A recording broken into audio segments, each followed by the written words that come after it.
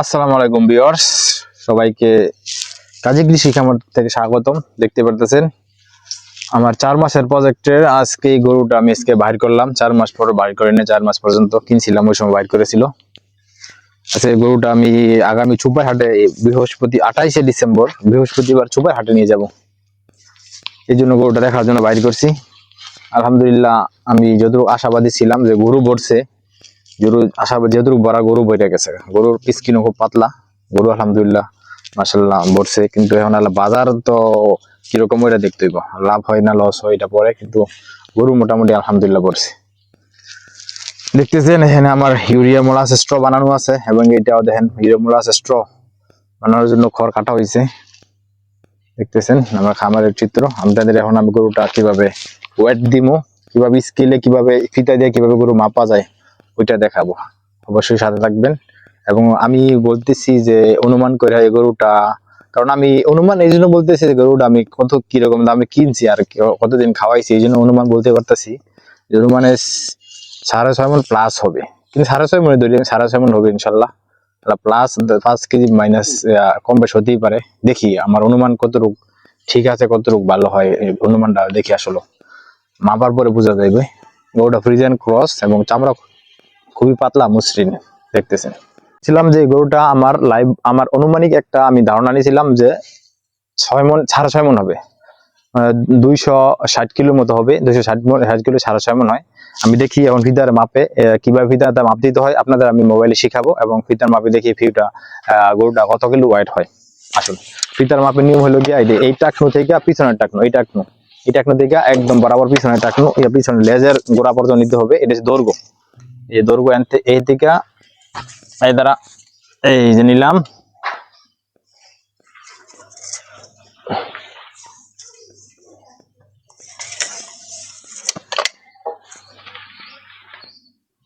এই যে দৈর্ঘ্য নিলাম হলো 54। দেখুন দৈর্ঘ্য 54, দৈর্ঘ্য 54 ইঞ্চ। এখন নিতে হবে বুকের বের।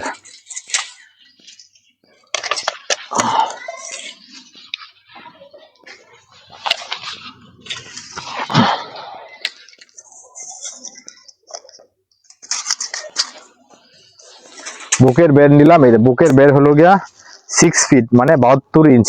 6 ফিট মানে 72 ইঞ্চ আমাদের। তো ভিউয়ার্স, এখন আমি আপনাদের দেখাবো মোবাইলের মাধ্যমে কিভাবে এই সূত্র হলো গিয়া যে ফিতার মাপের সূত্র হলো গিয়া বুকের বের পূরণ বুকের বের পূরণ দৈর্ঘ্য। আবার বলছি, বুকের বের পূরণ দৈর্ঘ্য দিয়া এটার 660 দিয়ে ভাগ দিলে আপনার বাইর হবে এটার লাইভ ওয়েট কত আছে। চলুন আপনাদের দেখাই।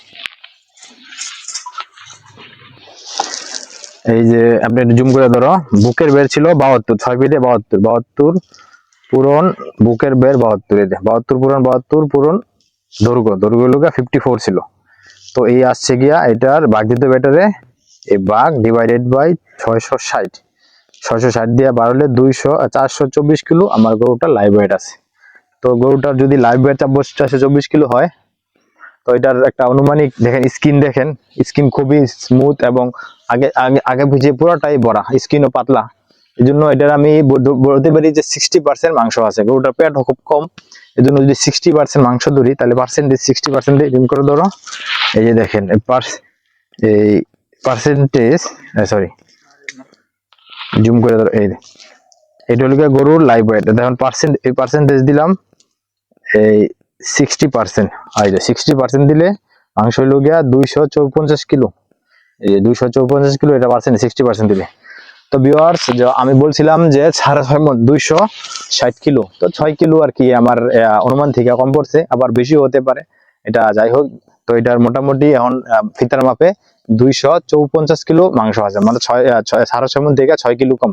তো অনুমান মোটামুটি ঠিকই আছে। তো আপনারা অবশ্যই যদি গরু মাপতে হয় এই সূত্র দিয়ে গরু মাপবেন, তো অ্যাকুরেট হয় না, তো প্লাস মাইনাস 5-10 কিলো মতো থাকে আর কি। তো একটা আনুমানিক ধারণা নেওয়া যায়। তো এই হলো আমার গরুর আপডেট। আর গরুটা চুপার হাটে নেওয়া হবে আগামী 18 ডিসেম্বর। তো কিরকম প্রাইস আছে, গরুটা কিরকম সেল করতে পারি অবশ্যই জানাবো। দোয়া রাখবেন যাতে আমি গরুটা সেল করে আসতে পারি। আসসালামু আলাইকুম।